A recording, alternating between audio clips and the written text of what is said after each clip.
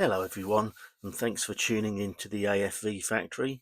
So this is the final video for this amusing hobby Leopard 2A RC 3.0. And as I've said all the way along, it's been a very quick build. I think this is part 4 of this entire series for this tank, including painting and weathering.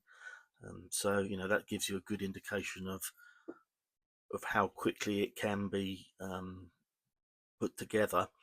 So yeah, I mean, I've really enjoyed this kit. I think it's a good kit from Amusing Hobby. There are a couple of niggly bits, which that goes without saying for probably every single model. But yeah, on the whole, I think this is a good kit, and I've enjoyed putting it together and painting it and weathering it, etc. So a little bit of detail about the actual vehicle itself. It's a heavily modified Leopard 2 chassis where the crew compartment is inside the hull in a armoured capsule, and then the turret is crewless, so it's got an auto loader in there.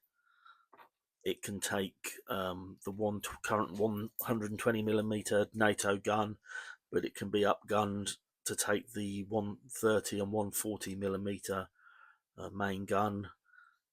Lots of defense on there, sort of hard and soft defense systems.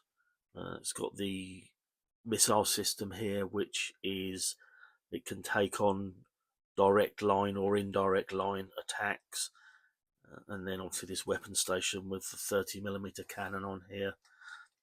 And yeah, I mean, it's, as I said, it's a demonstrator. I believe it was first shown last year at one of the arms fairs, and I think it'll probably be, if I remember what I read, a couple of years from now when it'll actually be a fully operational tank where it could be offered to people as an option for a new main battle tank. And yeah, it's something, obviously, if you follow Amusing Hobbies' current line of kits, they're doing a lot of these almost what if kits, but what if in the future. And obviously this is probably a very viable option, and I believe also that it can be offered as an upgrade package. So if you already ran a fleet of Leopard 2s, you could have those modified uh, to this standard. You don't have to buy an entire complete tank, I believe. So yeah, the good points, as I say, it was a quick build.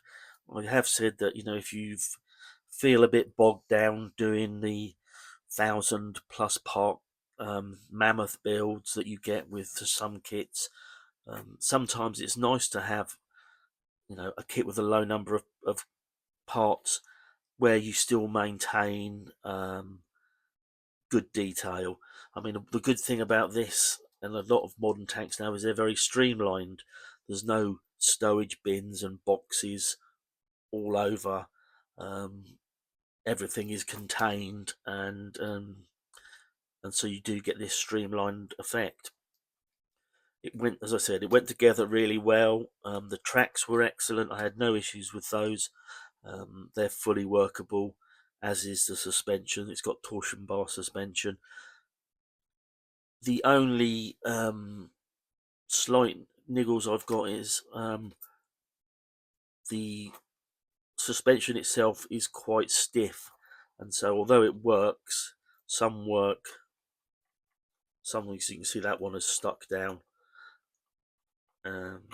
So if you were putting it on a diorama, you could still articulate it. They all do still move, but they're not. It's not going to bounce up and down. That's one. That's a good one. And I could probably have spent a bit more time when I was putting it together to make sure those ran freely. So that's one little bit. As I say, the tracks are great. I used a bit of glue on them. I don't know whether you have to, or whether they are supposed to be clipped together with no glue. But I found that there was a recess in there where you could put a little bit of glue, It didn't affect the workability of the links, but it just held the upper and lower part. Um, it glued it together, so it held it nice and tightly, but the tracks remained fully workable. And the other issue I had was with the side cheek armor for the chassis. They didn't fit very well. They needed a bit of work on them. Everything else went together really nicely, and I just had to do some surgery on the chassis that's behind this. I'm thinking it's probably where parts would add on if this was one of their other kits. They do a Leopard 2 A8, which I assume this is the chassis from. So that needed a little bit of work doing to it. Nothing major.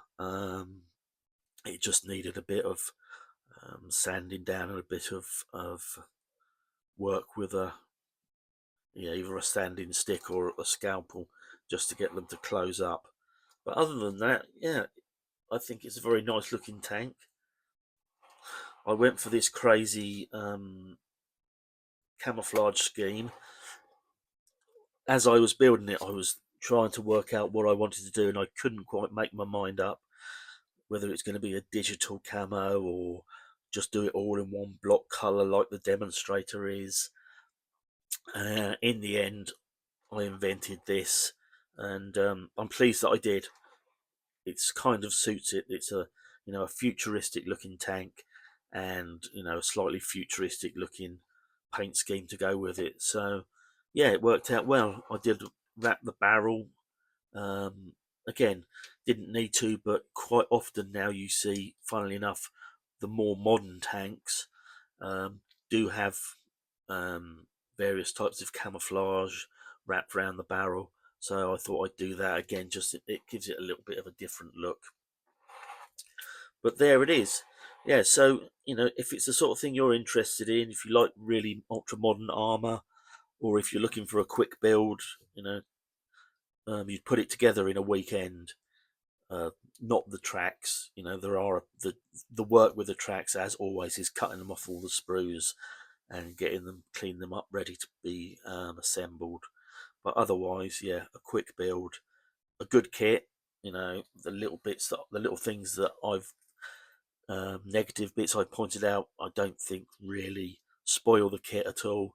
It's just something to be aware of, that I've come across, so that you're aware of it. And yeah, highly recommended, I think. And that's another one for the display cabinet. Okay, I shall leave it there now, and I'll catch up with you all soon.